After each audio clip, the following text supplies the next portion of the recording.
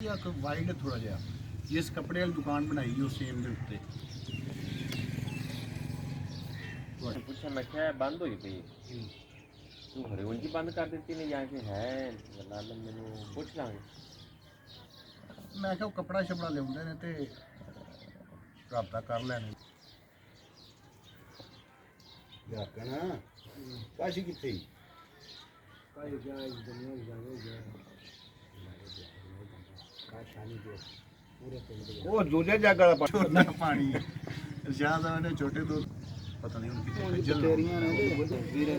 ਸਾਰੇ ਤਾਰੜ ਬੜੀਆਂ ਕੰਮ ਇਹਦਾ ਪਾਣੀ